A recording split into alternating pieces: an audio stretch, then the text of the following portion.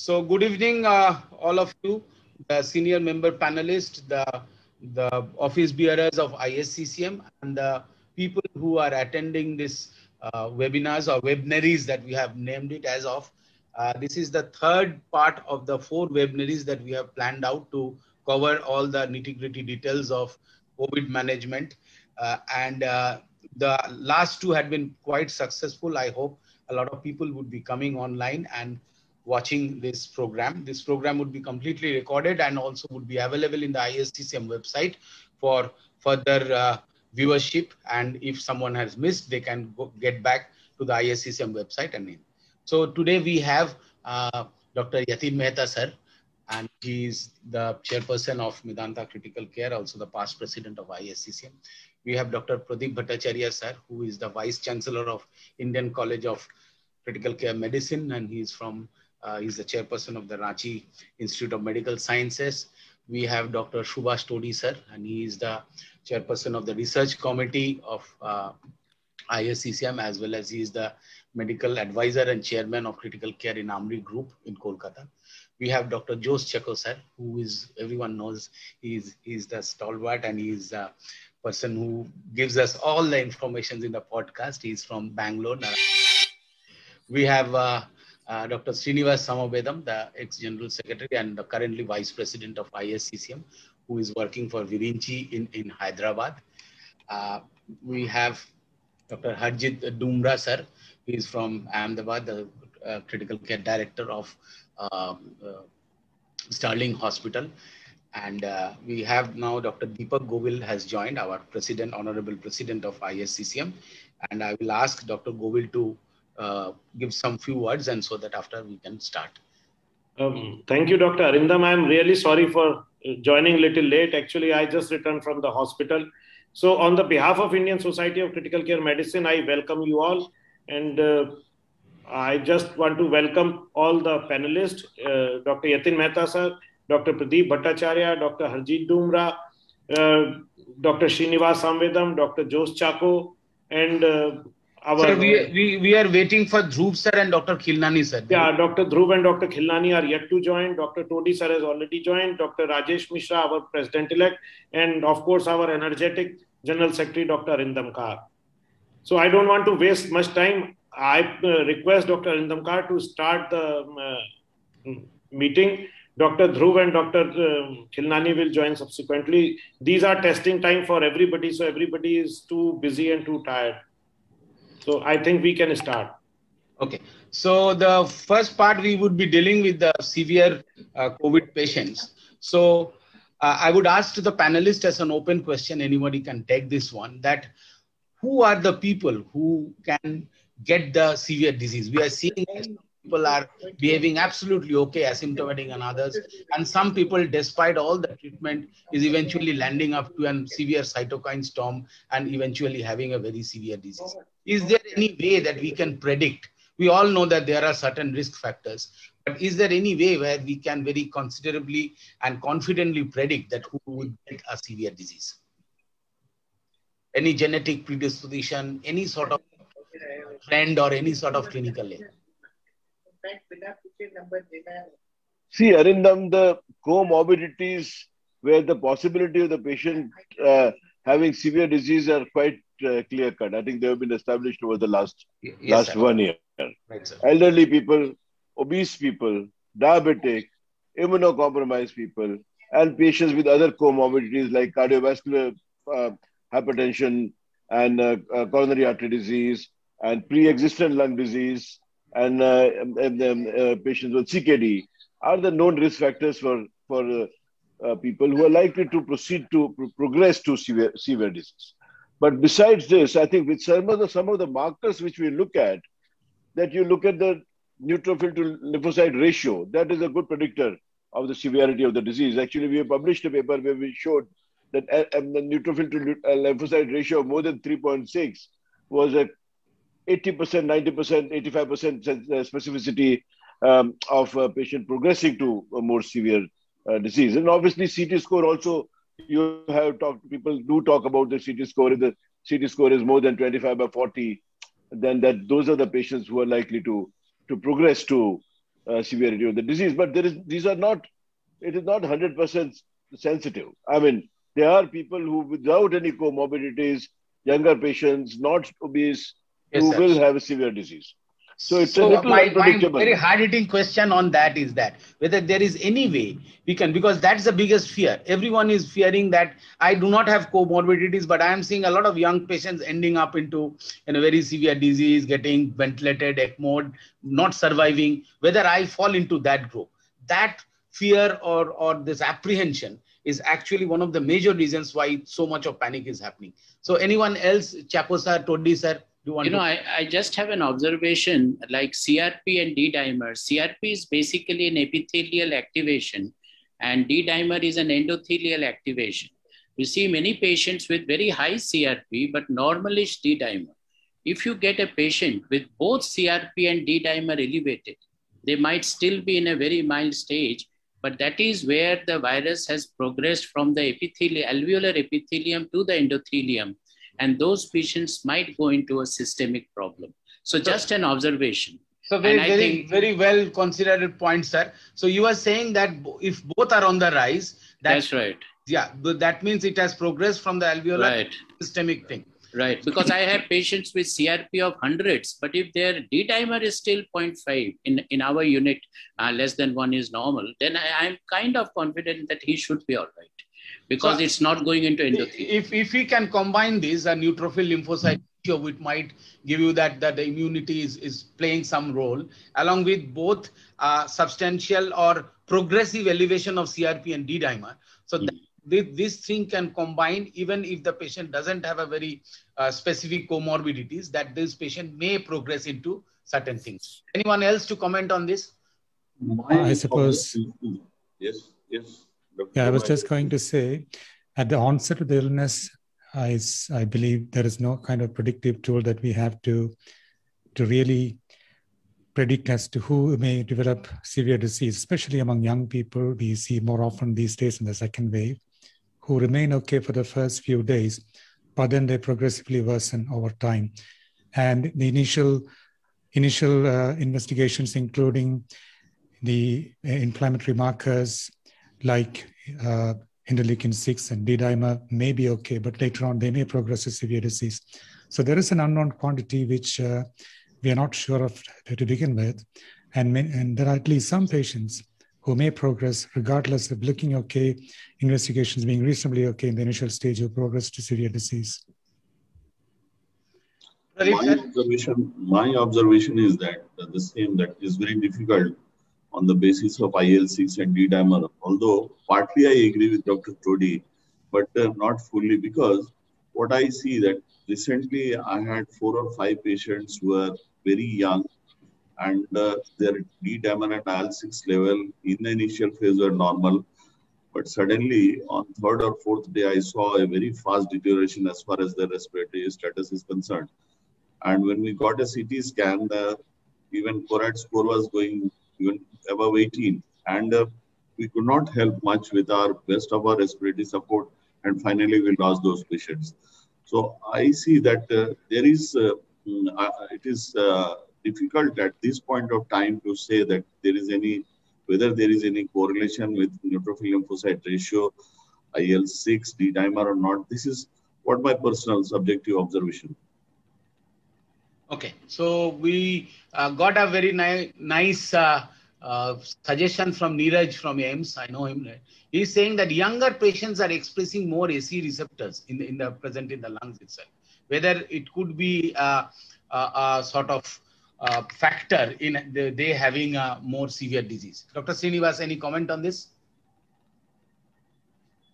I agree with that comment. But again, from the data we had from last wave, when we tried to look at whether patients with AC inhibitor blockade did better or worse, there was no difference. But what has been hypothesized that the inflammatory response in younger patients who express this is probably hypothetically true, and that's what is probably happening. In addition to the discussion which we've already had, if I may add, what I have seen is those patients, younger patients who continue to be febrile at the end of the first week of illness, irrespective of the fact that they are hypoxic or not, are probably developing a more severe and extensive disease in the second week of illness. This is what I have observed this time, which I did not see last time. Last time, if the patient has seen past the 10th day of illness, you could tell them that you have now crossed the storm. But now it looks like the bad phase is starting between day 11 and day 14 and extending up to the third week of illness. There seems to be some lag in the way the lung is responding this time from the way it did last time. This is my observation as well. Now I will take a clue from your A. So do all the panelists think that this time the progression is little quicker from from the last year what had happened? So a lot of people are actually postulating that the patients who are deteriorating, they are deteriorating very fast, and that period of decrement is very faster. Do you agree on this point, sir? Yes. A very quick comment. Yes, we agree with that. I agree with that. Another one important point which I think I must express here is that because of the awareness of last time, which is went to the older people, those who are 60 plus, and the vaccination drive, which especially considered patients who are more than 60 years of age in the initial phase, and less number of vaccination which were covered for the patients who are less than 40 years of age. And these patients who thought that, yes, probably this COVID-19 is a disease which affects most of the geriatric patients rather than younger patients.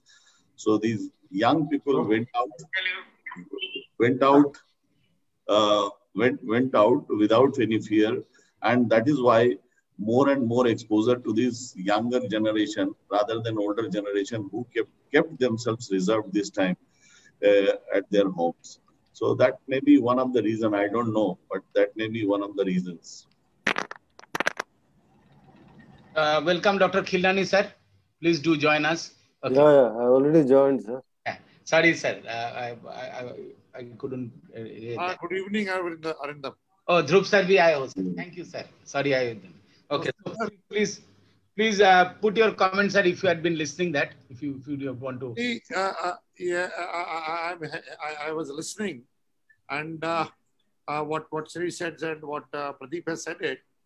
You see, definitely this time progression has been faster, but what is interesting is there are various clinical syndromic approaches which we are seeing this time. And whether it is because of the strain variation, whether it is because of other things, I can't say. The one variation is that a large number of people are having, like myself, if we had a second episode, primarily having, if you really ask me, influenza-like picture, where you had a sore throat, fever, and chills. That's what has been there. And then if you're asthmatic or you have some allergic, you have a bad bouts of cough and later on becoming productive. That's what I'm telling you, my whole clinical profile. I had vaccinated, I had it in the past. There is another group of people who are coming up, low-grade fever, but severe myalgias, severe degree of myalgias. And then along with it, quite a few of them are developing diarrhea. Diarrhea is consistent, persistent. Considering it, people in the practice getting typhoid done, flana done, and they're treating them for acute gastroenteritis. Then 5th and 6th, they're landing again up with the trouble. That is the second question. The third group of people are, which we are seeing, they had mild malaise for a day, recovered, and then suddenly in 7th, 8th day, they are finding they just check it up and they are desaturating, they are hypoxemic and landing up straight away to the casualties. And the worst which we are seeing is that people who are having high swinging temperatures and the youngsters relatively, I will say in 30s, 40s, desaturating over a period of 12 to 24 hours. They just zoop, they come up. And that is one group which we need. Another one which I am seeing, which is creating a problem, which we had been discussing on the group, has been that especially, I heard that term earlier, but I had forgotten what is called as the doctor's trap. What we are seeing is that people think and the doctors feel that they can monitor themselves better, landing up in a trouble. And I am seeing, giving an example, one of my senior faculty one of my senior faculty in my institution, a medical man, had bad bout of cough and a fever, and within 48 hours started steroid, 32 milligram Medrol. Next day, 16 milligram Medrol. The day he came to 8 milligram, he had a rebound and is now hospitalized. So the point I'm saying is that some of them self-medication and the prescriptions, writing steroids right up front or second and third day, and then tapering it off. That's another group of patients. So the point I'm saying is now we have to identify these subgroups, see it, and then work it out. So can I suggest to the panelists, when we would be writing the executive summary, that we have a constellation of signs, symptoms, and biochemical or biomarkers and lab investigations and imaging, and come up with a very clear-cut early warning signs list. Yes. Arinda, before I joined it, I had a call from a senior practitioner, has received 2 vaccines, fever for 7 days, severe myalgia. This is another group which we need to write very clearly. Right, sir. And then he got evaluated, his CRP is elevated, and he is having 6 or 7 of a CT score. Now he's panicking what to do. And today is the 7th day, and he continues to run 101 fever. 60. So maybe we will have to have 2 subgroups, patients never been vaccinated and patients being vaccinated. So the point I'm saying is, I know another person, I can again quoting, senior government official, Government of India, 2 vaccines, 7th days of the 2nd vaccine of a Covishield, fever developing again RT-PCR positive, high-grade fever, and has to be put on corticoids and remdesivir. Then he sorted out after 7th day of illness, and he started desaturating. So the point I'm saying is that different varies. So as a clinicians, as a physicians, we have to be aware about it, what is happening. Yes, so sir. the classical picture, which is description, is not there, but complication, by and large, when you see, are happening after 5th to 7th day, not before that. And so multiple confounders. And also we should put an early warning sign checklist for people so that physicians can be aware that these patients might get into a severe disease. Yes. Very quickly ask Dr. Khilnani to add something so that I can move to the next round of question. Nothing much more than what, sorry for joining late. I was not aware of this webinar somehow. But anyway, what I've seen in this outbreak is that I haven't seen lymphopenia at all. None of my patients had lymphopenia. Last time, I always used to say lymphopenia is a warning sign. Other thing, the D-dimer is also not helping. Only CRP is the one which is correlating with, and other things have already been talked about. Fever and myalgia beyond 2 weeks are actually. Sorry, I didn't. Somebody who doesn't feel well, has extreme loss of appetite, has severe body ache, has no cough. I used to discount them, but when we get a CT done, they have significant pneumonia. And I think there is a correlation with these general symptoms we generally don't seem to be disregard. And of course, gastrointestinal symptoms are relatively more common and more severe this time. So can we deduce that Khilnani said that non-resolution of constitutional symptoms after 72 hours even and getting adequate therapy could be an early warning sign? No, but my take is that symptoms are unpredictable. Like first 4 days, there may be just trivial symptoms. Person says that I'm feeling absolutely perfect. Nothing is wrong with me except a bit of sore throat. Now, obviously, it has to be correlated with signs, symptoms, biomarkers, and all others. And then a total composite prediction can be done that who can. I would say that we should mention that patient who says that he is feeling extremely unwell, extremely loss of appetite, severe body ache, high-grade fever, should be taken seriously. Okay. So, Dr. Khilnani, I just wanted to add one thing, what Sarah said it. One observation my daughter asked me, she is looking into home care is, and when I started looking at it, the data, you will be surprised is the thrombocytopenia which we are seeing. Yes, in fact, that's right. Is something we are seeing thrombocytopenia coming up, sir. Lymphopenia, we are seeing it, sir. But lymphopenia, we are seeing it in the 2nd week. But initial phase, it is more like a viral illness, as you very rightly pointed out. But neutropenia and lymphopenia we're seeing after 7th, 8th day, but upfront thrombocytopenia I've seen, and one girl, one of colleagues' daughter-in-law, she landed up with a 10,000 platelets, as in like an acute ITP picture. Therefore, point is that things have changed have changed, but basic thing is the complication still continues to be, which are more devastating are after 5th to 7th day of clinical illness, because your diagnosis of COVID, if you see, that is what we have calculated with our data, is 4th day on an average is the diagnosis being made. And if you're getting 2 or 3 days of PCR, of RT-PCR results at certain places, that means that you send sample today, day after tomorrow, it will come. So average diagnostic time is 5 days in metropolitan cities. I think that part we need to do it. So we have to look at the illness from the day when symptoms started, and it may not be anything except little sleepiness, fatigue, or dizziness.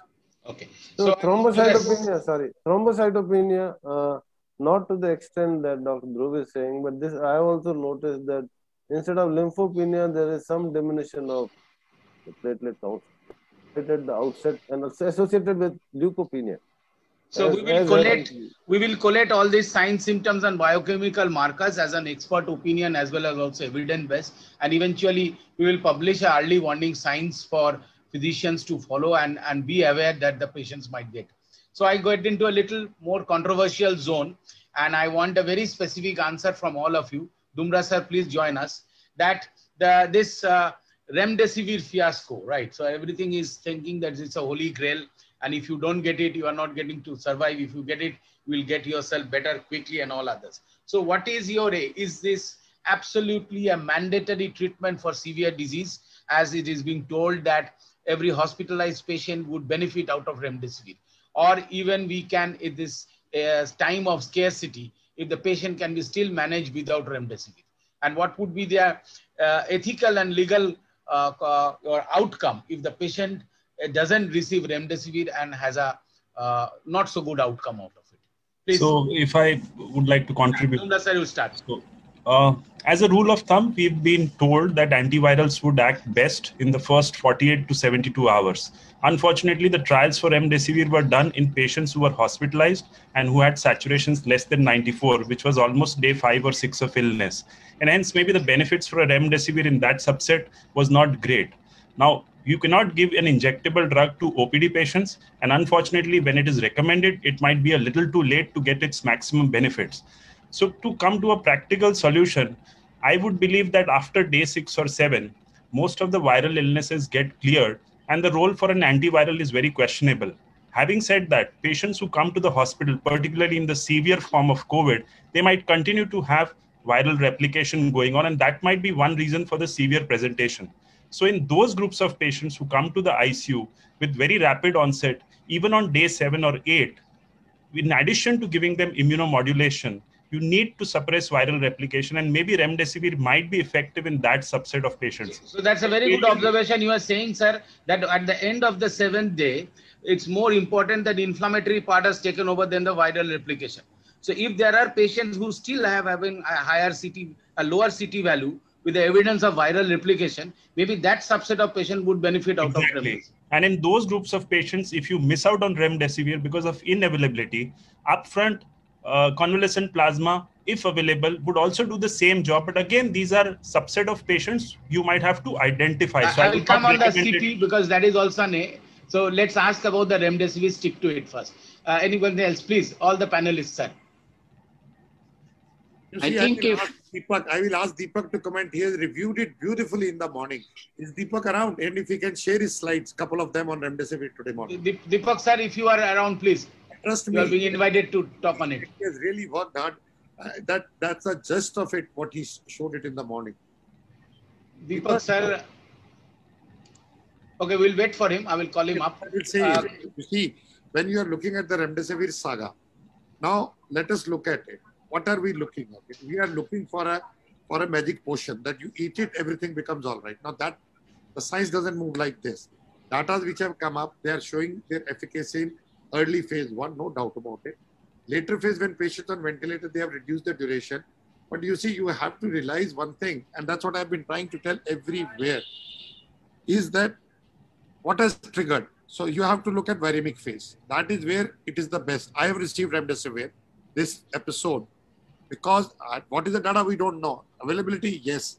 Because the consensus here in the medical board was that you are a diabetic, you are asthmatic, you had already one episode, and you also have received, and you are having an elevated this thing, CRP, which was 34 at that point of time. So I was given by the board and took a call, though I was not convinced, but I finally bowed to their wish. Whether it has made a difference or whether it would have recovered on its own, I don't know. It's very difficult to say. I agree on that part. So that is one part. Now the question, if you look at the Act 1 trial and the commentary which came up in an NAGM by Paul Sachs, who looks after their ID component when Solidarity under the saga is coming up. They said there's no need for upfront. If I want to use at 15 days, I don't think I need it. Similarly, a person who has got immunosuppression and he's on ventilator, probably I will like to use it because long duration is there and it takes a longer much time for clearance. So case to case basis, the question comes up when you look at in the guideline, starting right upfront to day 1, day 2, day 3. Now that is where the problem is. Therefore, every guideline agree ki dena, if you want to give it within first 10 days. But nevertheless, it is important is that the pattern and nature of disease is such, we do not know exactly what is happening. I got it a point. Dr. Todi sir, do you want to comment on it? I want an example of a severe sepsis. Here your severe mortality is up to 42%. All right. Here we have mortality now looking with the good critical care is around about severest of the critically sick patients, around about now 60 to 70%. Right, now, sir. And by giving... Dr. Todi wants to comment on it.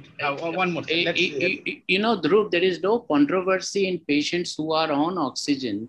They require remdesivir. Earlier, the better. The controversy is if somebody is admitted with high fever, had high CRP, have lung infiltrate, but still not requiring oxygen. Should we be giving remdesivir to those group of patients? Agreed, and sir. FDA has approved remdesivir for those group. IDSA has not. NICE guidelines have not. So there is a controversy in that group. In my patients, if it is available, I have seen it shortens the duration of fever. No doubt. If I do not give a patient, these patients are not candidate for steroid. They are not on oxygen. Question is, can we just give paracetamol for fever for days together? Or we add remdesivir, they have lung infiltrates. Any time frames beyond which you don't give? You know, there is, unfortunately, you see this viral replication is a concept, but practically you just don't know. When viral, we keep on saying host response later on, viral replication earlier. The first sign of presentation is a very high CRP, which is a host response. CRP is a host response to virus. I have never seen a COVID coming on day 1 with a normal CRP. So host response is there from the very beginning. Yes, very hyperinflammatory phase might happen later on, but host response goes on simultaneously. So I think earlier the better. So you are saying, but still, if there is an hyperinflammatory response, we cannot completely negate the viral replication still ongoing. Yeah, sure. You see, because we are giving the patient who is on ventilator. By that time, it's 8, 9, 10 days. And remember, a lot of patients who are on steroids, they might keep on having viral replication. So we do not know. Any other opinion on this? Arindam, I agree with Dr. Todi said every single word. That's what I also believe in it.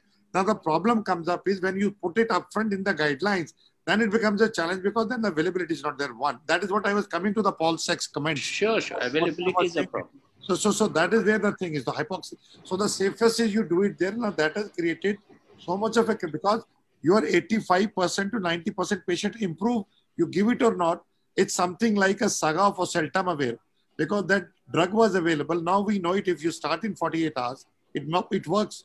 It's a good drug. But if you start later on, it may not act as much because people will recover it. Same story with the COVID also. Because predictability, because of that. So we might write, sir, in that way that earlier and all the subsets, particularly patients who are even not on oxygen, but with a rider on the availability and also with a very clear way that your chance of recovery is always there, even if you don't get it.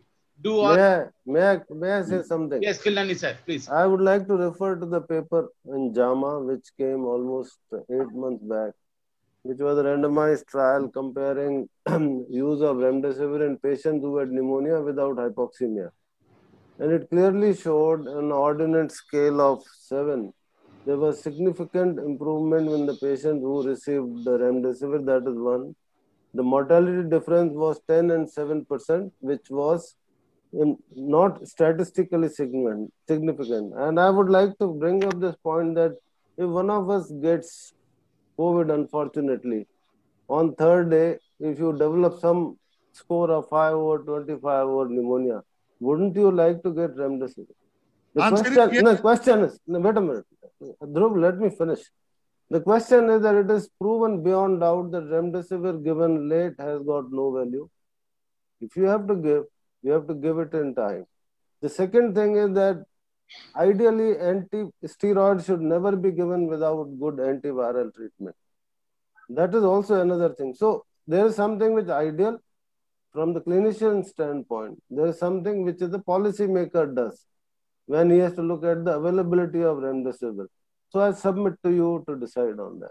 I think we are saying the same thing. We are saying practically the same thing. And I think there is a consensus what Dr. Todi has said, you have said, or I have said it. So we all feel there is a need if it is availability. If it is not there because of the utilizing it practically for group of people where probably maybe technically we think we will be little more something like the dots versus triple therapy in the TB. Anyone else? Yeah, Mehta sir.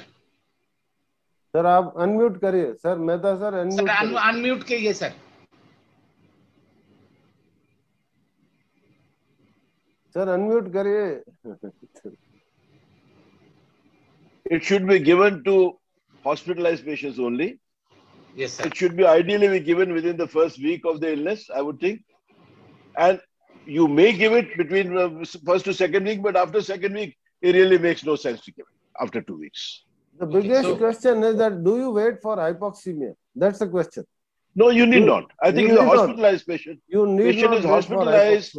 Yeah. If the patient is hospitalized, you should give it. So we more or less have a consensus. Anyone wants to add something new to it, or we move on to the next question? You know, just the term hospitalization in our country is a little problematic in the sense we have had patients with not a raised inflammatory marker and probably not lung infiltrate hospitalized.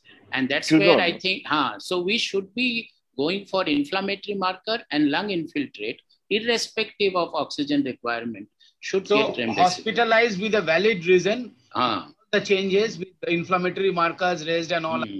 But we should not always keep in mind that hypoxia is the only point. So patients without hypoxia, but with other changes, also should be deserving remdesivir, obviously in hospital setup. Can we say that a patient hospitalized after 5 days, that symptoms had not subsided after 5 days of illness and the patient has got hospitalized, that is the time when remdesivir should be used? Can we say that? If the hypoxemia is not there after 5 days of admission? No. I think an absolute cutoff like 5 days may not be 5 or 7 days or whatever it is. Chako sir, you take a cutoff of 5 days. No, I'm saying you cannot have a strict cutoff of 5 days. That may not be practicable, nor may not be the most optimal approach. What we have seen and what you've all said is, of course, that in severe disease who require ICU ventilation, say after a week, it hardly seems to do anything. And in patients with very mild disease, obviously you don't need remdesivir, you don't need hospitalization.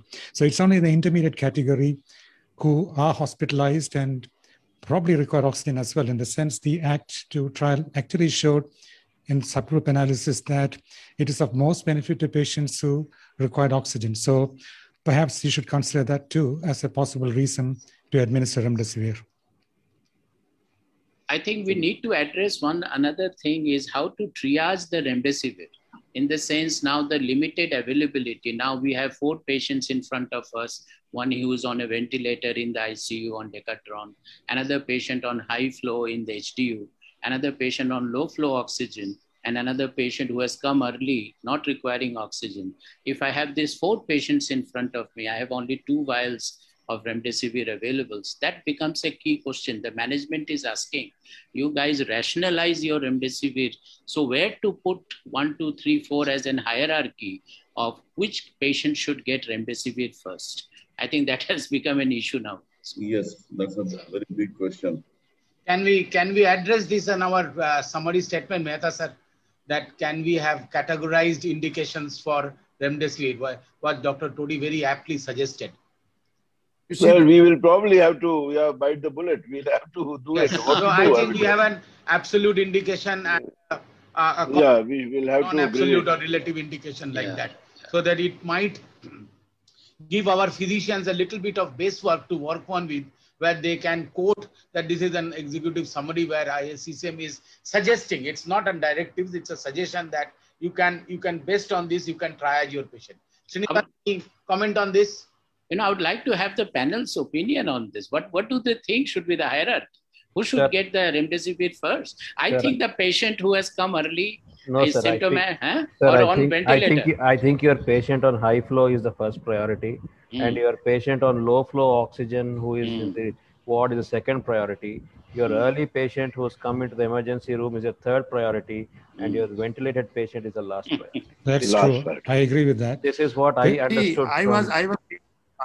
So your point is that a person who is I was deteriorating, discussing about the triaging.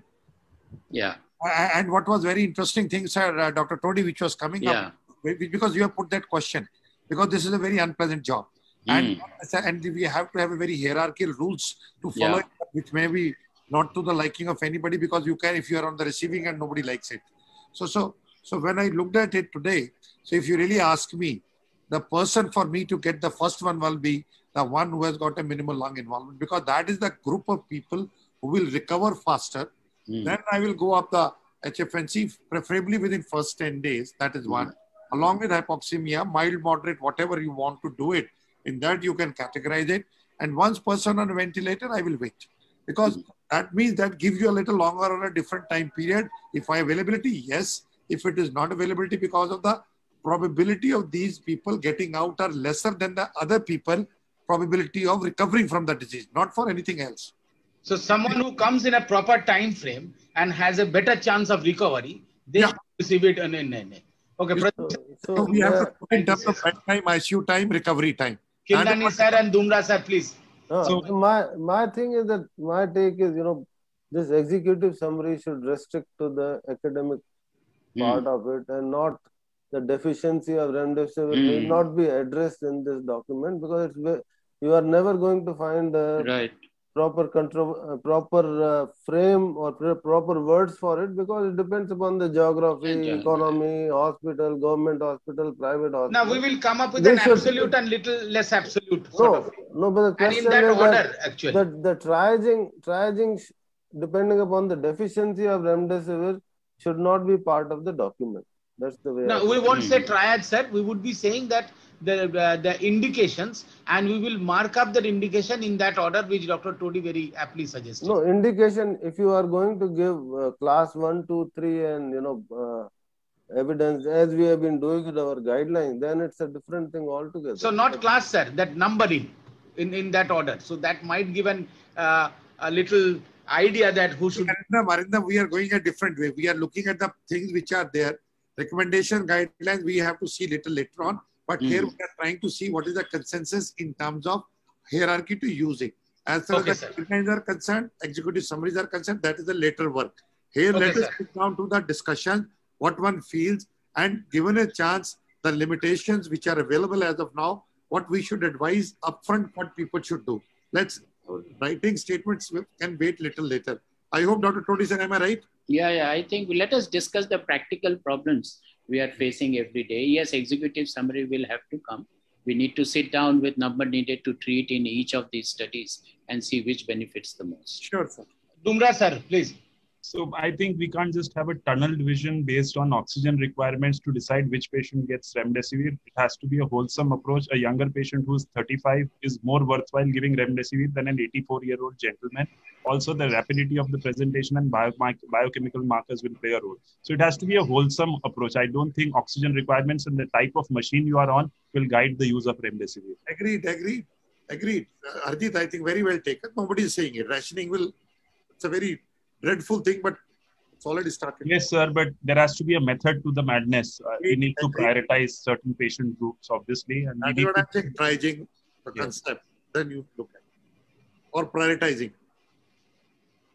Fair enough. So let's go to the, if there are no other comments, let's go to that another controversial, or not that controversial, important zone, is about the steroids. So the choice of the steroids, any consensus on that? Because dexamethasone, methylprednisolone, both are being used, some in oral formats, IV formats, and all others. Any preference over any of these two? Dexamethasone for me. And dosage, sir? Do you have a fixed? It's a 6 milligram, but I was told that that salt which was used in recovery was different. So probably 8 milligram per day, IV once daily. Though people are increasing it in severe diseases, but still the data is not that clear. But dexamethasone 6 milligram for 10 days. Should be the standard.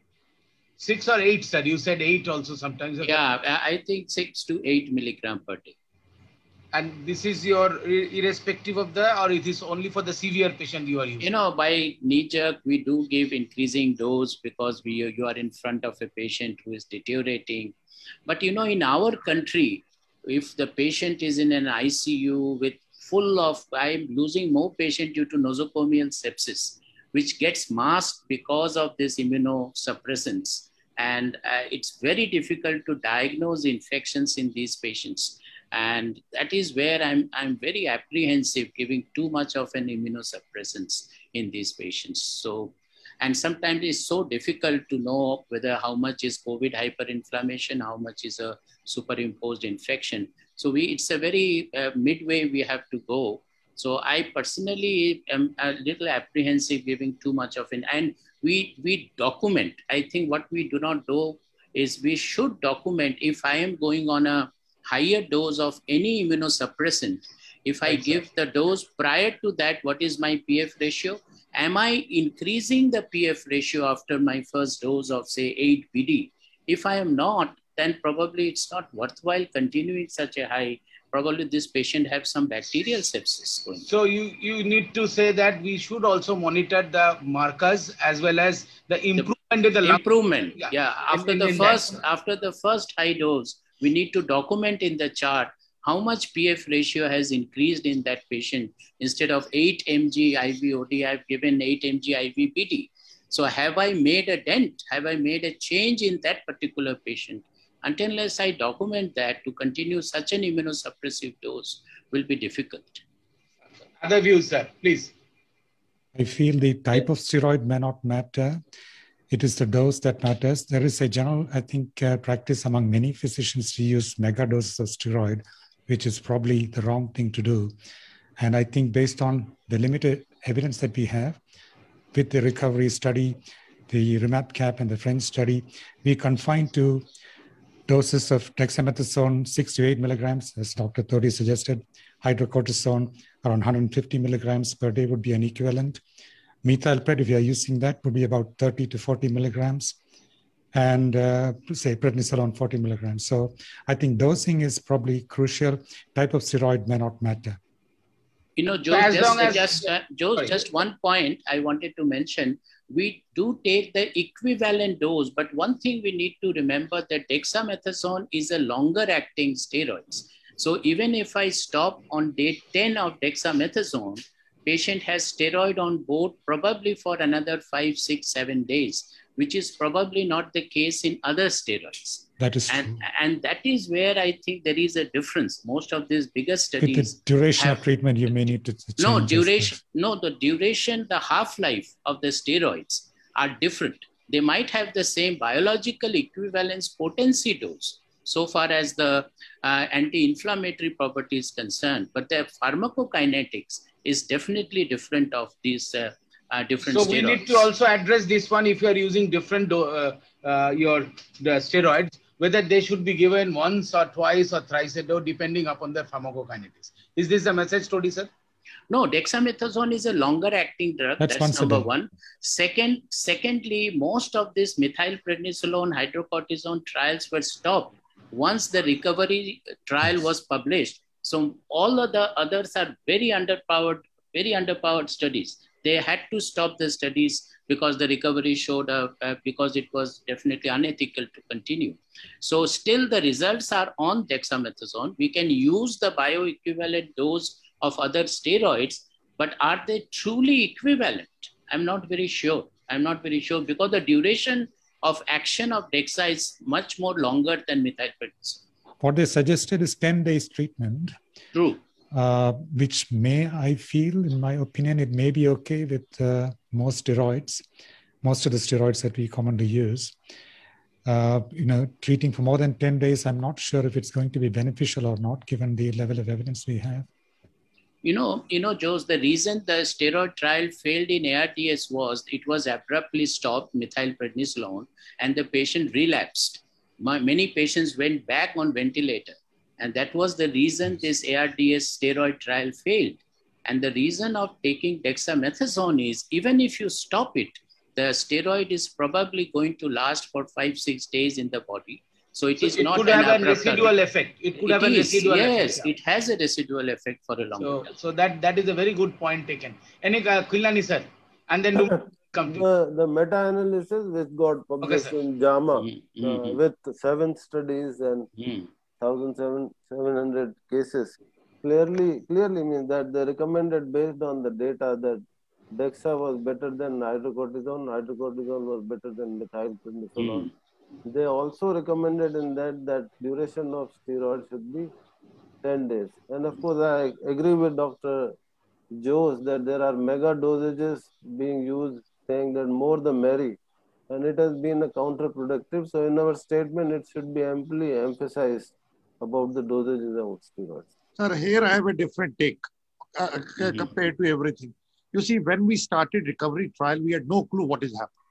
So a dose was taken up depending upon it, that what is the safer time period. If you really look at the data which is there, 6 milligram, 8 milligram availability, that's what Dr. Todi has pointed out is right. Pharmacokinetics of each steroid's dose equivalents are different. I agree with that. Therefore, it is not important that what you are using, bioequivalence is important. But along with it, what is important, how you are using it, 2 or 3. Thirdly, what we are looking is a linear model. We are simply looking at the 6 and 8 milligram is a magic bullet which will work in everybody. It will work in a person who has got, let's say 20%. It will work in a person who has a 70%. It also depends upon the response, which is inflammation is there. Now, when you give any shot, you do not expect that within a time period, though it will be variable, in some it will, some it will not. It's a non-linear model, biological.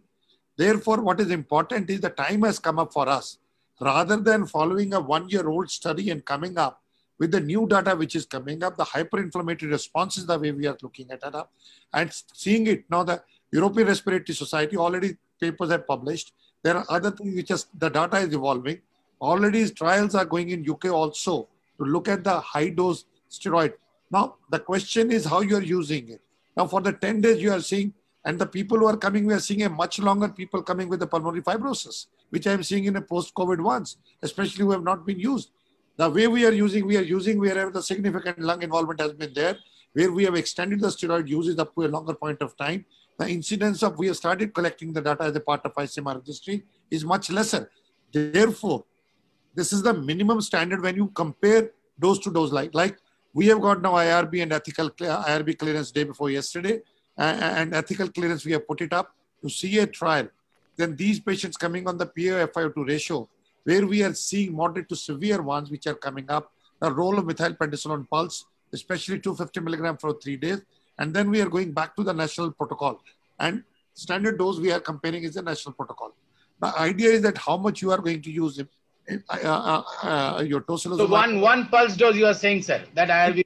3 days. 3 days of 250 a pulse dose. 3 days. We have This is the protocol have been approved now. I think can I just I'm just coming. Just complete me, then I will listen to you. Sure. So therefore, what we are looking at is, and we are defining the severity of cards on the pattern of ARDS which we are looking at. It's not that anybody who has come to us with the 3 liters, I will give 250. No.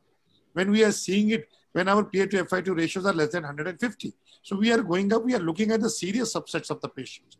And you see it and how you taper it up over a period of time. 10 days, old teaching has been in the pharmacology is antisteroid used more than 7 days should not be abruptly stopped. Probably there are dexamethasone as an added, and the people who relapse are far more difficult to control. And you look at it with this, the number of other rescue medicines which people have started using it. Since we have been using as a part of a pilot for some time, our use of tocilizumab in my own department, in my own unit we have participated, has reduced when it started became a fashionable, practically 70% to 80%. I will come to that question, sir. Our outcomes, we are now analyzing the data, though it will be retrospective with its problems, which was our mortality to begin with 60% has now reduced to 20% now. So the point I'm saying is, looking at it, let us see it. We have to be very, very careful what we are doing, how we are doing. Patient subgroups are different. You need to identify by simply following the same sheet. Yes, we say this is the minimum which is recommended. If you want to use anything, you need to have a trial approval, setting approval, so that you take a cutoff. We can't be blanket still harping after 1 year, no finding any answer, looking at from the Western data, looking our patients coming up from such a late, how to handle it. But yes, I do agree with it. We are fortunate enough, at least we have now looking at the data of more than 300 patients of ours. I have not found more significant increase in infection in my unit, what we are having from the other patient. Therefore, it is much more than simply looking at steroid. How much hand wash are you doing? How much cleansing you are doing? When people are using PP, hardly you will see hand washing being practiced by the nurses. Therefore, there is much more to it than simply blaming the steroid. Our ENT department is telling they are seeing more mucor from outside, not from our institution, not from my department. Okay. See, so the point I'm saying is how you are using is important, why you are using is important. Blindly following anything will not work. That is my viewpoint. And we are now doing a trial. We are opening everybody. 200. We are going for a multicentric trial. Approvals have come up. And I will be very happy if somebody wants to participate in the trial. We'll definitely, sir. So pulse therapy, I think we will have an answer to this pulse therapy, which is being practiced and which we didn't have any sort of way. So you're not having tocilizumab, you are not having anything available. How will you take care of the hyperinflammatory syndrome? So I will come to that exactly next question. Is that before going into the last question on steroids? Dr. Jose wanted to speak something. Please. Yes. I was just going to say, given the level of evidence we have at the moment with the modest dose of steroids that we suggested, we should perhaps wait till we have more data regarding the use of pulse methylpred, for instance, before we embark upon a possibly harmful intervention that could lead to bacterial infections. This is also based on we are doing it in a trial setting now. Yes, that's very good. If you come up with the results, of course, that will be very good and we should follow, particularly given the track record of failure in viral pneumonias with high-dose steroids like SARS and MERS. People have used it, and it has actually caused increased morbidity and mortality from what I can see. So before we embark upon that, obviously, we will have to have some good evidence to support the use of high-dose steroid. Okay, so Arindam, would you allow me a quick comment if you don't mind? Rajesh, yes, please. Sorry. I do agree with Dr. Jose because here we are discussing science and with him. But sir, just I'm not contradicting you. We all use Dextrona only, but definitely there are subset of patients who do not respond to dexamethasone, who are not having infection. But I'm talking about those subsets where ferritin is somewhere in 2000, CRP is in about 200. They are breathless. They are tachypneic.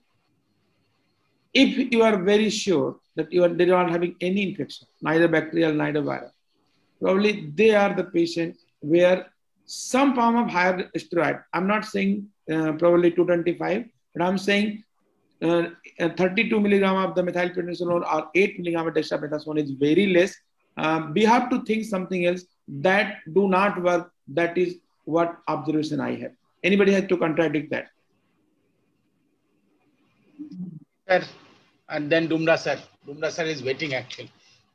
So Dr. Khilani sir is there, and then Dumra, then Harjit, please. No, I just want to say, what we are going to write, whatever we are discussing cannot go into the document. Document will have to say something which is solid and which should be published It should not be based on the personal experiences because that will be incorrect.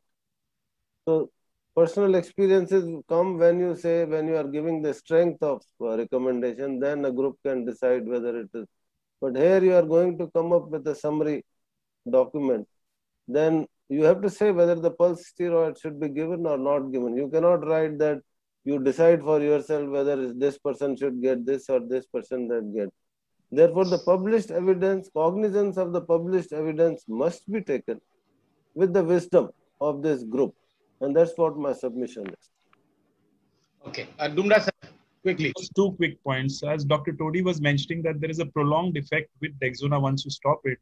But as we know that with every drug, there is going to be certain adverse effects. So the longer Dexona affects, the longer immunosuppression it causes. So it's like every good deed does not go unpunished. So with Dexona, you might have benefits, but the prolonged immunosuppression down the line might also cause infections. And that might be a reason why I would opt for methylprednisolone, because it is shorter acting and the effects are in my control. Secondly, whenever we make statements and guidelines, you have to remember that we are a group of experts who know how to phenotype patients and decide which phenotype gets the higher dose. Unfortunately, people around the world might not have the same expertise and they just extrapolate your statements to every group of patients. And that is why it has to be mentioned there that this statement has to be interpreted in the right context. Otherwise, it is always going to cause a mess, because we preach high dose steroids and they are written in each and every patient. Okay, very, very well taken point. Pradeep sir, yes. Yes, I have 2 things to say. That first is that the first wave of COVID-19 was different, and this wave of COVID-19 is again different. It was the publication which was done as far as dexamethasone is concerned, which was associated with all those patients who suffered from first wave of COVID-19. Now, second point which I want to say that at this point of time, with the second wave of COVID-19, we do not have any evidence as far as steroid use is concerned. One important point which I want to emphasize here, that as far as use of methylprednisolone, why it has become more popular is that because methylprednisolone has got a much higher penetration into the lungs as compared to dexamethasone. So all those patients who are having a poor lung condition, those subset of patients who are having poor lung condition, they have definitely shown a better outcome with the use of methylprednisolone rather than dexamethasone. And I think that European trial, which Dr. Dhruv was mentioning, I think is pulse therapy methylprednisolone is going to come very soon. And I hope that we'll get. You might have an answer on that part. Okay, a very interesting question has come, right? I will come to Dr. Todi sir, I will come back to you. Is that whether we can have a earlier combination of immunomodulators, which might give a impetus to the action of steroids, or maybe it can obviate the use of higher dose of steroids. Should we think of a combination of immunomodulators and from the outset itself? Todi sir, you can start actually. Yeah. Sir, unmute up. You have to unmute. Yeah. I was going to suggest to Dhruv, why don't you do a head-to-head trial of methylpred with Dexa? It has never been done. I think that is the only way we can solve this problem. It has to be. We thought about it, but we thought the first important issue is a high versus those needs to be sorted out. Okay. So we got approval of our ethics committee for a multi. So we calculated roughly we need 200 patients for this trial, and I am offering it to any center which is there, and we have put a very stringent criteria for taking it up so that we really get the answer in the serious patients. It's not that we use a. I think we can forward it to our research committee. Maybe ISC take up this opportunity and do an A, because it has really not been done and we can do it. But coming back to your question regarding Dexa or Hydro ka chal raha hai, sir. Dexa and Hydro is being continuing in Delhi. Which was no, I think more apt would be methylprednisolone versus Dexa, because that has been the major controversy in Indian stuff. Todi sir, your answer to my question. Now, patients who are requiring increasing amount of oxygen, they are on a higher flow and the high flow oxygen demand is increasing. That is where if we can use an immunomodulator like tocilizumab, that is where the recent 2 studies are going in favor, because at one time during the first wave we gave and then it completely went out of, we never used tocilizumab in the last 3 months, but recently there are practice changing updates that probably this group of patients who are already, because the earlier studies in the first wave was without DEXA, was totally without DEXA initially, that was almost prior to recovery. But now with DEXA on board, if patient is gradually deteriorating and patient is within 2-3 days of ICU or hospital admission, adding tocilizumab might be helpful. Only apprehension, I just lost a patient day before yesterday with Acinetobacter bacteremia. Another thing which is again in the back of my mind might be we have higher nosocomial sepsis rate, is using tocilizumab, and am I pushing my patient because he's going to, if he's on a ventilator, going to stay on a ventilator for a long time. Any role of biomarkers also, which might give... See, if you have high inflammatory markers, particularly interleukin 6 is very high, and your CRP is going up, and there is PCT is not high, yes, and you have no real evidence of sepsis, right, then tocilizumab should be tried, but not otherwise. If the patient has sepsis, no question that tocilizumab has contributed to significant patients with secondary sepsis. So if there is already pre-existing sepsis, and so there very is not enough conclusively evidence, sepsis needs to be ruled out. Yes, very conclusively it needs to rule out. But what which is very difficult. If I had a golden rule to rule out sepsis, I would be the happiest person in the world. And what about? But see, if your PCT is low and your white counts are not very high, but Yatin, 3 patients had aspergillus growth in the endotracheal sputum. Our our air is full of aspergillus spores. With so much constructions going on in the hospital, these patients are in ICU. Aspergillus is equal problem along with bacteria, and tocilizumab can give rise to COVID-associated pulmonary aspergillosis. So that is where even candidemia. That can happen. So, you know, that becomes a big issue. We do not know yet. I have not yet seen a study from this part of the world. What is the attributable mortality due to nosocomial sepsis in patients who have been given immunosuppression in COVID? And detecting nosocomial sepsis by standard definition should be applied to that data. And I'm sure the attributable mortality might be higher. That will completely offset the benefit that we have of these immunomodulators. So I think it is very important. We have to take that. My contention is that we are overdiagnosing fungal infections here. I'm not saying they are not there. Reason is that large number of labs are now dependent on beta-2-glucan and other serological things. Now, what is happening is because people are using so much of antibiotics, they are using either augmentin, they are using ceftriaxone, they are piperazole. So these tests are coming falsely positive. I remember one of the VVIPs of Haryana, it was given 15 to 20 times high values of these antifungal ones. When I sent to Dr. Arunaloke, it was not there. When we re-looked and rechecked it. So the point I'm saying is, your point is very well taken. There is a higher incidence of fungal infections. Even the data shows us that nearly 22 to 24%, if I recollect properly, sir, if I'm wrong, please correct me, of invasive aspergillus infections in these cases. Now that has become now the basis for the people to use right, left, and center oral your voriconazoles or azoles and all. I've seen a lot of these people as prophylactic, and you look at and the people say that patients are doing well. Fair enough, but when you start putting other way around, the azoles have an inhibitory effect on cytochrome P450, and it has an interaction with the corticoids. So your levels also gets altered there.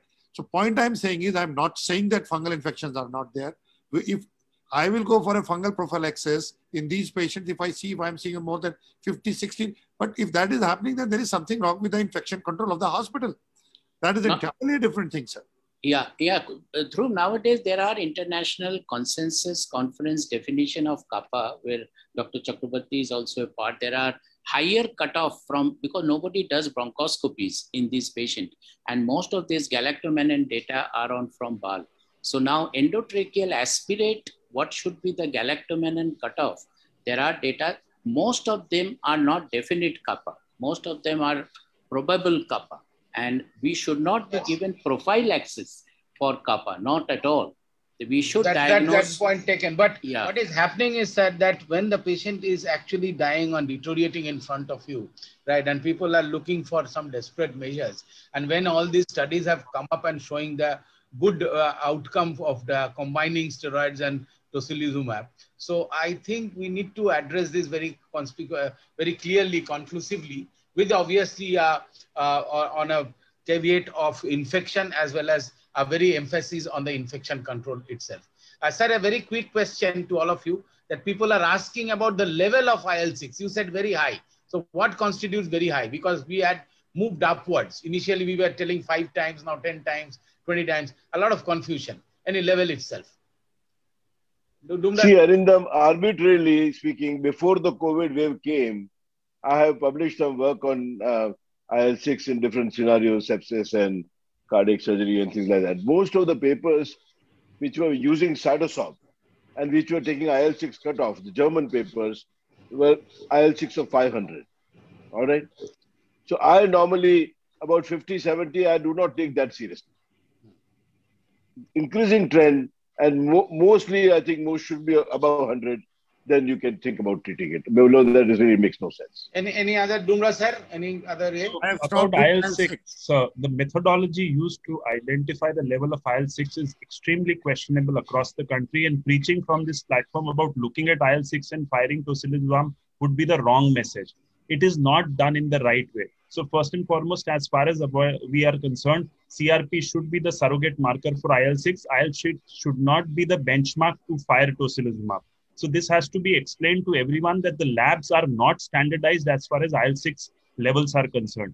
My second thing is that in this present scenario, as Dr. Todi rightly said upfront, CRP levels are more than D-dimer levels in a large group of patients. And maybe in this wave, that is why tocilizumab might be a good drug in addition to steroids as compared to the last wave, where tocilizumab ended up causing higher mortality. Thirdly, we know that steroids cause pan-immunosuppression, but steroids act superficially. They do not completely suppress a single pathway as much as we want to, and hence addition of immunosuppressant to steroids should be the way to move forward. And in that group, in addition to tocilizumab, because of inavailability, we will need to look at other oral inhibitors, and tofacitinib and baricitinib will be the go-to drugs in the near future. I can elaborate on them, but I'll give the other panelists to possibly have a say on this as well. You know, the CRP cutoff was 75 in most of the studies for tocilizumab. Sir, CRP of 75. Very true, sir, Dr. Todi, sir. I have stopped doing IL-6. There are too many pre-analytical errors. So looking at it, so we don't do it. Now as a routine, we started it in our institution. We had a fluctuation, but we are doing it for research or other purposes.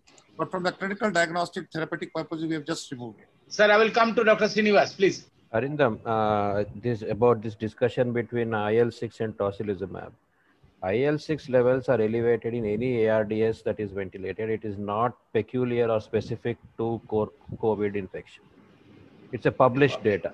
Any of the biomarkers which we are looking at, whether it's in TNF alpha, whether it is IL-1, IL-6, all these are elevated in any ARDS, and there is no difference between the peak levels of IL-6 in any of these ARDS.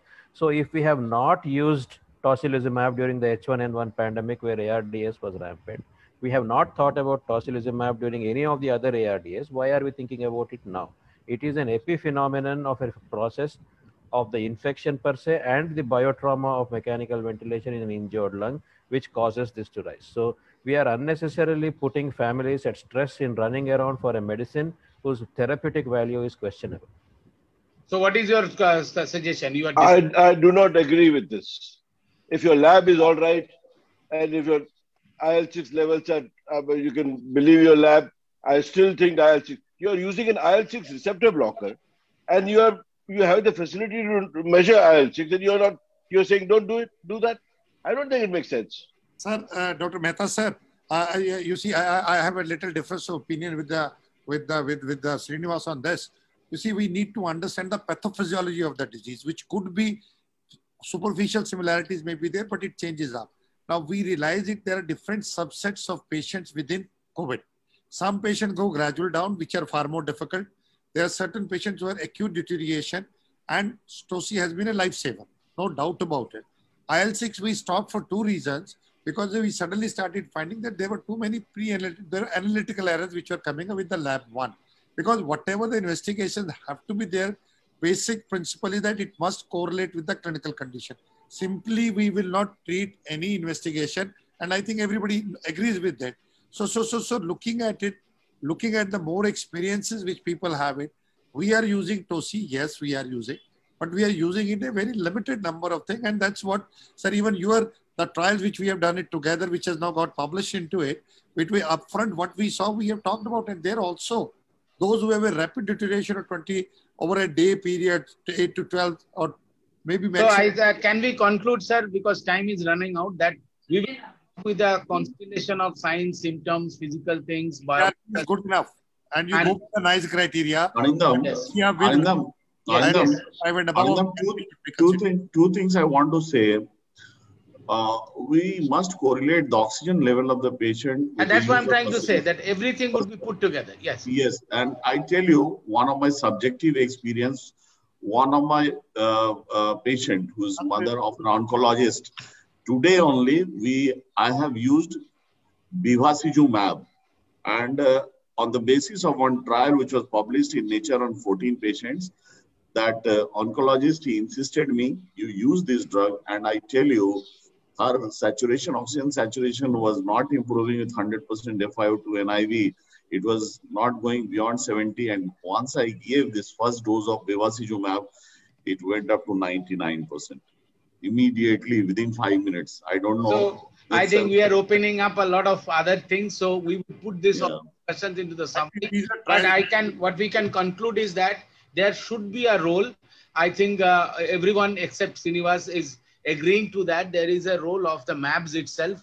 Maybe we will get more information of the different types of MABs that are eventually coming, and TNIBs and MABs, and then we can come on to an A. In fact, there would be subsequent lot of COVID-related tutorials which will have specific discussions on this. So very simple, only specific discussions on steroids, remdesivir, and we will follow it up with that. So today we are putting an end to this. We all agree that there is a certain role, except Dr. Srinivas has a different viewpoint, that we can mix up the steroids and the monoclonal antibody itself to optimize, or even we can even consider in extreme cases some other immunomodulator itself and think of it.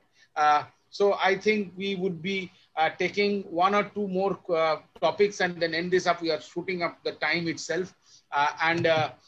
Before we go that, controversial topics we definitely have been taken, and all others. Anything on the ventilation part, because a lot of these patients would be ventilated, eventually severe patients. Do the panel agree that this ARDS, COVID related, is different from other ARDS that we have seen over the years? Or this is the same ARDS sort of thing in terms of how it affects mechanics and pathophysiology? I think, may I say something? Before you go on to the mechanical ventilation, we need to discuss HFNC / non-invasive ventilation, which is very important. Yes, sir. Please. You can, sir. Because we have covered this one in moderate A. Arvindam, so, I was going to the same what Dr. Khilani has said. Look at oxygen therapy. As far as the oxygenation is concerned, I think Dr. Todi has raised his hand. So let's speak. You know, there are two things about HFNC which I'd like to mention. I think first thing is when to intubate. Is it early or late? I think that has become a very important issue now. Whether now on HFNC patients are otherwise looking okay, but HFNC requirement is going up. Should we just keep on waiting? And that is where might be the mortality is higher on ventilation nowadays. Or should we be giving a trial of HFNC, and just like NIV trials in COPDs, if patients are not improving within a day or two, electively intubate them at an early phase. That has become a very, very important issue now on patients on HFNC and NIV, is whether early intubation or just intubate when they drastically fail. And one thing which we are doing in our unit at least is doing a ROC score. and which is SpO2, FiO2 by respiratory rate. And we have seen that ROX score of less than 4.5, which has been validated in non-COVID. That ROX score less than 4.5, most of these patients go on to intubation. So HFNC, where we can have a ROX score of less than 4.5, those patients most likely would require intubation. So I think early versus late, and how do you predict which patient on HFNC might require intubation? Yeah, I think that's a very important point of how long do you persist with both high flow and non-invasive ventilation. And we actually do tele-rounds for our government hospitals as well in Bangalore. And given the constraints of staffing and equipment, what we have seen is they persist with high flow and NIV for an unduly prolonged period of time very often. And most of these patients, unfortunately, end up getting intubated, and they do very poorly. And the mortality is extremely high in this subgroup of patients who go on continued treatment with high flow as well as an IV.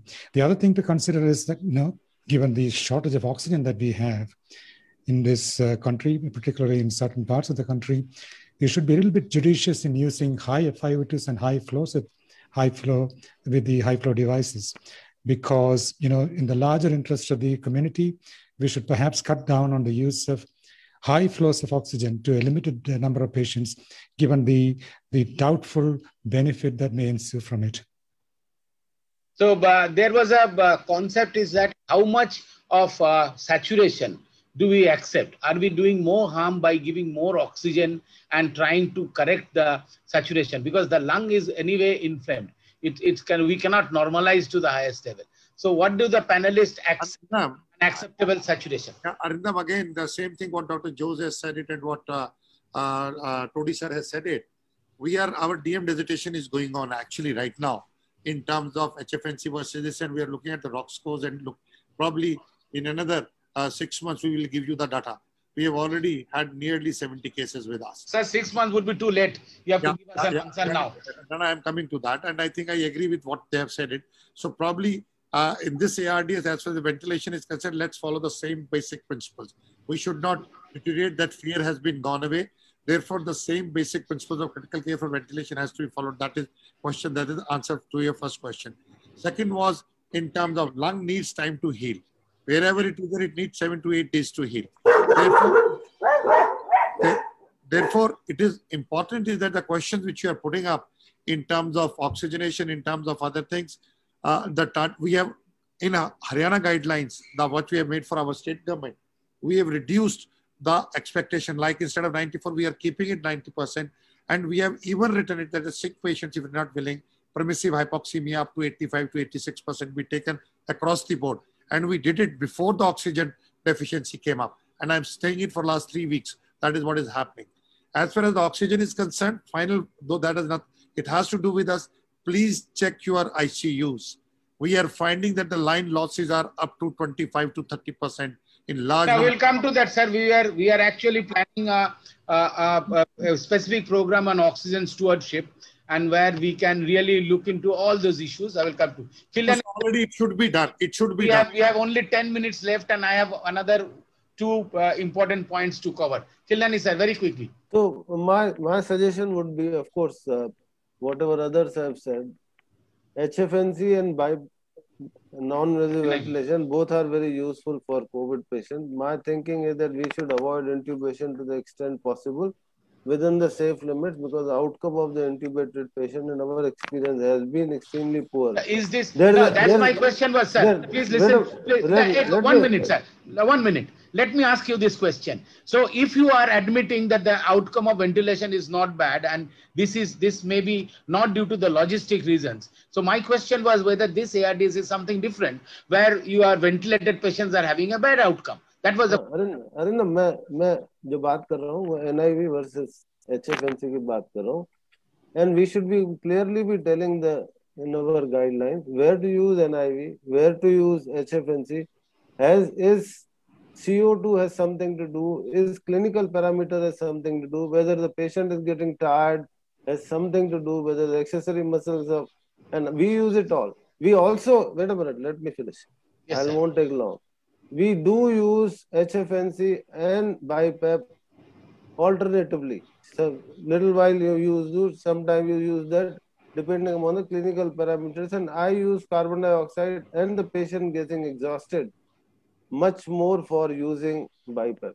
In NIV. So you are saying, sir, point very well taken. We will include very clearly that a separate indications for NIV, HFNC, as well as early intubation and others. So we will create all the separate indications, keeping in all those points. Let's discuss it. Forget about what we create. Sir, I will go to Pradeep, sir. He's waiting, sir.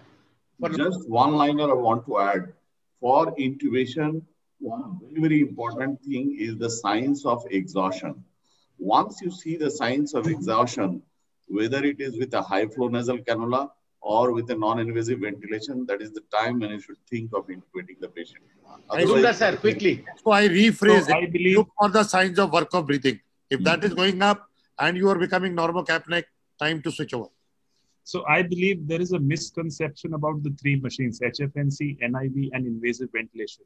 People believe there is a hierarchy to the machine. Started with HFNC, absolutely then not. go on to NIV, and then go on to invasive. You have to understand that these are separate machines for separate groups of patients. 100% FiO2 on an HFNC will be as good as 100% FiO2 on an invasive ventilator. So please do not extrapolate FiO2 to using different machines. Second, if the patient has a high respiratory drive on NIV, this patient is prone to self-inflicted lung injury. It is better to intubate. There are two groups of patients which you see on NIV, one with reasonably normal respiratory rates and the other with high respiratory rates. High respiratory rates will precipitate self-inflicted lung injury. Better to intubate if the PF ratio is less than 150. Thirdly, even when you are targeting patients with normal lung compliance, please do not give excessive tidal volumes beyond 6 ml per kg, even if your plateau pressure is less than 30, because lesser the plateau pressure, better is the outcome. So target lowest possible plateau pressure in patients with high compliance on invasive ventilation. Fair enough. I think we would be our last question. The rest of the questions we will conclude in the 4. We have not heard the ECMO and all. Can I say a single line, Doctor? Yes, sir. Please, sir. Just to add what Dr. Dumra has said, it is not only the respiratory rate, it is the respiratory drive as well. Those patients who are generating 500, 600, 800 tidal volume on NIV, they are also prone for self-inflicted lung injury. They may not be having a higher respiratory rate, but in those subset of the patient, NIV will be disastrous, especially if somebody is giving some EPAP or IPAP or a pressure support. That's what, Deepak, we discussed in the morning. And I think what is very important to concept message to go is that it's not only hypoxemia. Along with it, work of breathing is very important. That is the key. That you need to pick up early. Definitely, sir. And Arindam, now we are more confident. Our ventilatory outcomes are far, far better in the far better than the first episode. Now we have understood the mechanics. So, sir, as I was telling you that we will come up with a very specific topic-based tutorials following these 4 webinaries, where every individual topic discussed here would be separately discussed, like the respiratory support, where we will clearly discuss NIV, HFNC, and invasive ventilation. Only that, nothing else, no controversy. So, the very last 5 minutes, and we will wrap it up. Very quick questions. Role of filters, yes or no? No. No for me. So more or less no for NA. So we are not getting into anticoagulation. So we know that anticoagulation has to be given and maybe directed by D-dimers and others. Any role of thrombolytics if there are a very high D-dimer? Arindam, the dose of anticoagulation perhaps needs a little more elaboration. Whether you use a DVT prophylactic dose, or do you use therapeutic anticoagulation, or do you use an intermediate dose which has been tried by several? Okay, yes. I think anticoagulation is far more important discussion than a thrombolytic. I think Dr. Chouschako's word of wisdom are very important. Okay. Yeah. What has been clearly shown is that, from what I can tell from the most recently published papers, the practice of using therapeutic anticoagulation, let us say with enoxaparin 1 milligram per kilogram twice a day, compared to the standard DVT prophylactic dose, may not be beneficial in terms of either thrombotic events or overall mortality, or even the duration of hospital stay. That has been shown in a couple of recent papers. So I know there are many among us who use therapeutic anticoagulation, like with enoxaparin 60 milligrams BD, which we may need to rethink, we may need to reconsider. It may not carry with it any possible benefit and the likelihood of possible harm as well. Instead of that, I think at least some UK guidelines have suggested an intermediate dose, which is somewhere in between a full therapeutic dose and a DVT prophylactic dose, which again is a little bit dodgy evidence. Perhaps we need to consider that in detail as well in future studies. Arindam, may I add something? Yes, please. And then I will come to Dr. Todi. Yeah, please. The D-dimer chasing in terms of anticoagulation, again, is a misplaced enthusiasm, in my opinion. The D-dimer in this context is a marker of inflammation rather than a marker of thrombosis. It doesn't mean that somebody who has a 15,000 D-dimer will clot and somebody who has an 800 D-dimer will Absolutely agree. Yes. So if you are targeting the D-dimers, it is more about immunomodulation and immunosuppression rather than anticoagulation, which has to be a target, because the D-dimer, the ferritin, they are all... So your suggestions, sir, on anything that can also give an idea that there is a widespread thrombosis, particularly subvalvular thrombosis happening. Is there any way echocardiography, pulmonary hypertension or something of that sort? Anything, a combination of things? Maybe, yes. Okay, so point taken, Todi, sir. You know, I think I would agree with Srinivas that D-dimer level should not be used for therapeutic, for deciding on the type or escalation or escalation. And there are 4 studies of which Inspiration trial was published last week in JAMA. There are 3 big platform studies which have been halted now, which will soon be published. All of them had shown this intermediate category for prophylactic heparin is harmful. It might even cause more bleeding. So just prophylactic standard heparin is okay. I think the biggest confusion now is, say patient is hypoxic. I cannot take this patient for CTPA. Now, how I do not know whether this patient has a pulmonary emboli or not. In that case, should I escalate to a therapeutic anticoagulation? What are the parameters? Yes, that patient has high D-dimer, but as Srinivas said, this high D-dimer could be immunoinflammation. Echoes might not, it is not a massive pulmonary embolism, but I cannot take the patient for CTPA. He's on a high flow, is not yet ventilated, and I'm not sure whether he has thrown a pulmonary emboli. And your pulmonary pressures may be high due to the hypoxia itself. Due to hypoxia. So what people are saying, disproportionate hypoxia, which is a difficult concept. There are not much of infiltrate and patient is very hypoxic.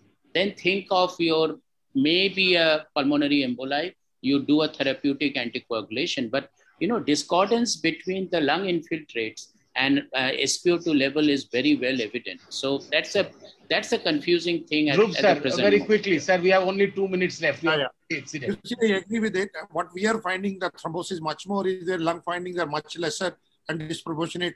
You are finding hypoxia. So that is the one group where we are using it. We have reduced the use of low molecular weight heparin significantly. The only thing which we have added up now for last 6 to 8 weeks, where we have been doing it the last time I discussed with Dr. Khilnani also is regarding the role of aspirin.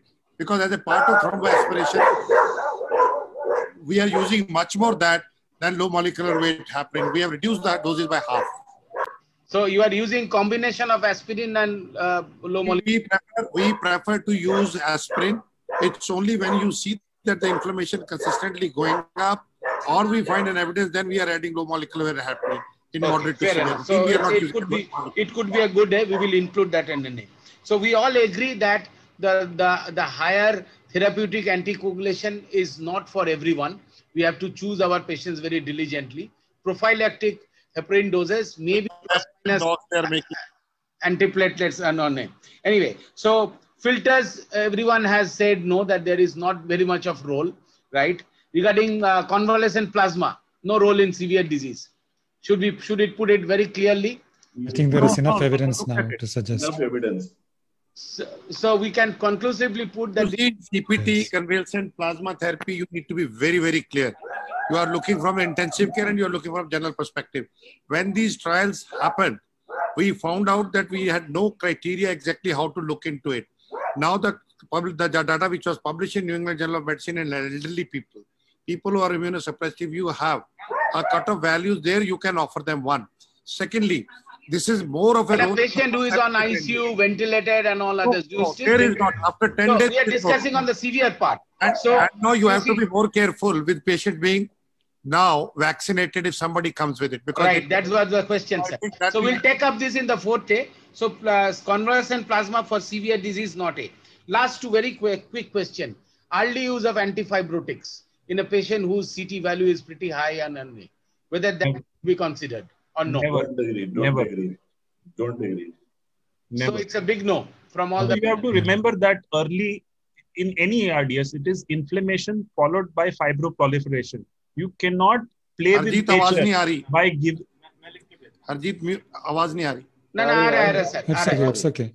It is inflammation followed by fibroproliferation. You can't play with nature by giving antifibrotics in an inflammatory process. Very good, sir. Just so destroy the healing. So no antifibrotic in the inflammatory phase at all, not for the first 3 weeks at least. This should be very clear to say that not in the first 3 weeks. If the patient not improving, then you can consult a senior pulmonologist and others, have a great discussion, good discussion, and then only you think of antifibrotics, because right and left pirfenidone, nintedanib are being used, and some of those are used at very early phase. So we'll cover that in the fourth section also. And the last question, and lastly, the reduction of pulmonary pressures by using some of the PD phosphodiesterase inhibitors. Is this a good idea? Or inhaled nitric oxide? Nitric oxide, I think, deserves a relook in the background of COVID-19. The logistics issues are pretty high, sir. A 50 lakh setup, getting the inhaled oxide. So can we think of phosphodiesterase inhibitors like, say, tadalafil or sildenafil? Can it be a wild idea to consider also? Without proven pulmonary hypertension, I don't see that it should be used. No, your pulmonary hypertension is already there because of any reason, whether it's hypoxia or it is an thrombosis sort of thing. Dr. Todi, sir. You know, bosentan and all might not be that potent enough in that those are very critically ill patients or having an acute cor pulmonale situation. And that is intravenous prostacyclin. If you do not have inhaled nitric oxide, intravenous prostacyclin, which is available, which is being given for severe peripheral vascular disease surgeries, that is something which can be used. Intravenous prostacyclin. Tadalafil? No. Not in that acute. These are the patient these are on high ventilation, acute cor pulmonale. These tablets are not going to work. It's either inhaled nitric oxide or prostacyclin. Can I make a comment? Yes, sir. Last year we used inhaled nitric oxide in many patients, maybe more than 30 patients. It hardly worked. It hardly worked in a single patient. So we have stopped using it. It is a so labor intensive, but it hardly worked. In the scenario of out of proportion pulmonary hypertension, disproportionate, it should be tried. But in no uncertain terms, no vasodilator in patients with group 3 pulmonary hypertension. That is lung disease with pulmonary hypertension. Systemic vasodilator will cause more harm, will lead to worsening VQ matching. So do not use it. Only if there is out of proportion pulmonary hypertension and you have ruled out thromboembolism, then you might try sildenafil in a select group of patients. If it worsens hypoxemia, to stop so it. So again, very much of prudence, because this could be a double-edged sword and it can dismantle the VQ mismatch that is happening and sort of it can worsen the outcome of A. And Khildani sir, you want to comment? No. Thank you. Okay. So we would be taking up all these questions in the following up tutorials, which will be very specific on it. So I thank all the panelists and a very concluding remark from everyone. Sir, very quickly, one concluding remark. Pradeep sir, you can start. Just a concluding remark and then we close the session. About the whole management you are asking? Overall, whatever, one line, one concluding remark. Overall, I will say stick to the guidelines, whatever has been there till date, and try to manage your patient following those guidelines. Obviously, you can apply your subjective experience for patient's management, but be very cautious for those. Khilnani sir, very quickly. No, I would be a little cautious in putting up personal experiences into this document. Whatever document you write, put the evidence. And of course, little bit of aberrations could be there based on the experience, but there is a whole lot of literature in last 1 year. There is a volume of literature which should be quoted in the document, and then we should add a little bit of our experience. And Right, then, sir. because this will... So it this should be a blend document of will be quoted. experience and the evidence itself. With Yeah, but one prudence put it into should not be skewed opinion of certain individuals. and any experience. of us for that matter. Okay, Dubra sir. So I believe in this pandemic, less is good. Do not use extremely high dose except for a small subset for steroids. Less and optimal anticoagulation. Do not go with thrombolytics in each patient. Less aggressive ventilation to prevent iatrogenic lung injury, and less immunomodulation, prevent excessive use of MABs only in the select group. So less is good for everyone, I think. Okay, Srinivas sir. The second wave has, the first wave has taught us so many things. So all the paradigms which we followed in the first wave have made a U-turn in the second wave. And we should learn from that experience. The more expensive the intervention, the more spectacularly it is likely to fail. That was a very good one. Govil sir. I think Dr. Srinivas has summarized very well. We have used ECMO in around 25 patients. Sir, our chairman, Dr. Yatin Mehta, is here. I think he can confirm the prognosis is very, Dr. Mehta is, I'm not here, sir. yeah. So, Sir, this one you would be taking into the forte, the ECMO lung transplant. Yeah. So, but the survival rate is not very good. So less is more, less is more. I totally agree with the Dr. Farad Kapadia's thing. Basic critical care should be the tenet of the management. Chako sir. Yes, less is more. That's exactly true, particularly in terms of oxygen use. I think now is the time to be very judicious with our use of oxygen, particularly to accept low saturations, which we had thought to be harmful, like, a saturation of 85 to 90% may be okay for most patients. And particularly the use of high flows with high flow devices needs to be very judicious, given this scarcity that we are facing in several parts of the country. And good luck to all our friends, particularly in Delhi, who are facing this crisis right now. Govil sir, please give a vote of thanks, because I cannot see Mehta sir and maybe we have exceeded the time. So yeah. So on the behalf of Indian Society of Critical Care Medicine, I would like to place my thank to all the esteemed panelists for sparing time. I know everybody is tired with the COVID and COVID duties, but still I'm very thankful that you have taken out time and participated in this webinar. I'm sure that the delegates will have enriched their knowledge with the discussion of this webinar. And it's a really nice discussion. And I hope, sir, you would also tell that we would be continuing. Yeah, so see you all next Wednesday, same time from 8 to 9. We'll be having a next session of the webinar where we'll be discussing the rescue therapies. And we will. Okay. Deepak sir. Yes. And Mr. Ji, yes. No, I don't want. Just to add to that, like that we had decided that till this pandemic ends, at least every Monday and Wednesday, we will try to pick up key issues and discuss. So we will make it a continuous process, at least whatever happens, because some key issues will keep on coming, things will keep on changing because it's a dynamic process, and we really need to address. So our end, this is the minimum we can do. So at least, yes, next time onward, we'll try to shorten the topic and try to finish it by 4. I mean, this 4 topics were difficult, but next time we will take one key issue and try to finish in 45 minutes. Not the Wednesday one, because I know Wednesday one will be longer. But after that, we'll make it a continuous process. Thank you very much. And with this, I would like to thank all the delegates for sparing their time and joining us. Thank you very much. Thank you. Thank you. Thank you, sir.